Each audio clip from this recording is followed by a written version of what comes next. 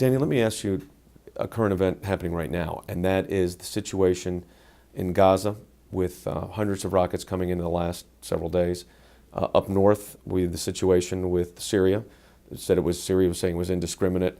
I know there's been an Israel response. I've been in Gaza, in the area, when those shells have been coming in. What's your sense of what's happening there geopolitically right now? Well, I believe what we see here with this increase of terrorism is actually a reflection of the disintegration in the Arab world. With the fall of dictatorial yet central control regimes, we see the terror groups, we see radicalization going up.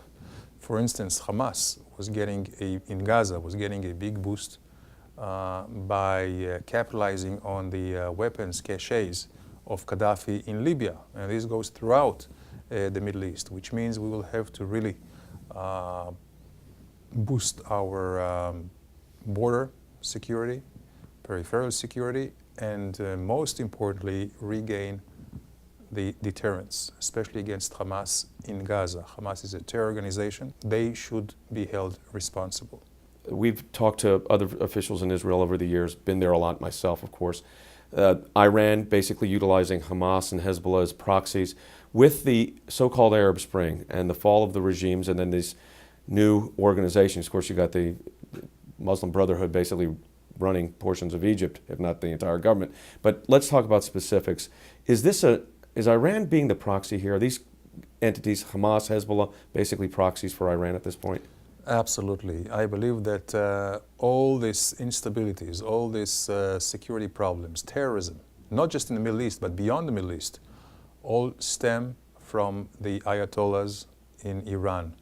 They inspire, they finance, they equip with weapons, and this is just goes to show us all how dangerous the world can be if this terror-supporting regime will become nuclear.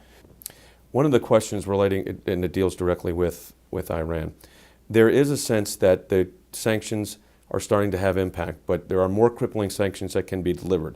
The European Union needs to be part of that. It's not just the United States, other countries as well. With regard to the sanctions, the first major street protest in the Middle East when the so-called Arab Spring was the year before in Iran, where the students, over a million students took to the streets. Do you sense there's that kind of following up on what you were just saying, there is still this sense that the populace, the individuals in Iran, are certainly not being represented by the Ayatollahs, and they want change, the citizens? Absolutely. I would say that there is some kind of anomaly here, because most of the countries which are allies of the United States, and there is a great cooperation militarily, economically, the governments are much more friendly to the U.S. than the population itself. In Iran, it's quite the opposite.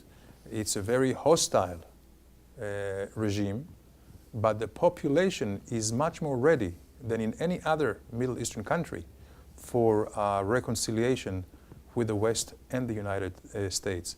So certainly the Ayatollahs in Tehran are very much aware of it. This is why, with more political isolations and economic sanctions, I believe they will yield. In any case, we should all internationally keep viable and credible a military option, because we know that the Ayatollahs, from past experience and former pattern, that they yield only to credible pressure. This was the case in 2003.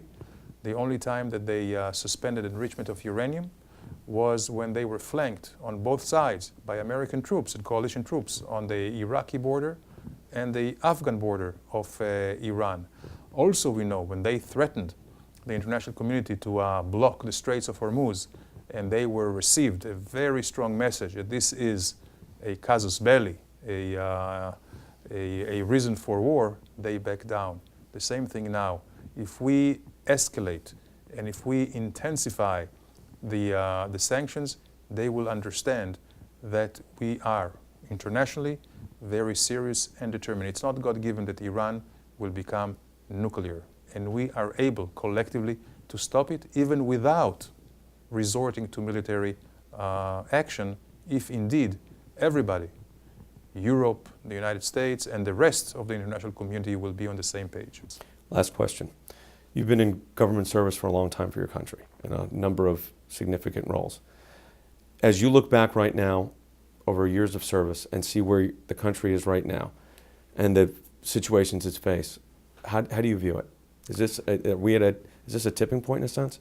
I am very, very optimistic. The challenges are maybe huge, but we have the capability and the determination not only to survive, but to continue and thrive and succeed.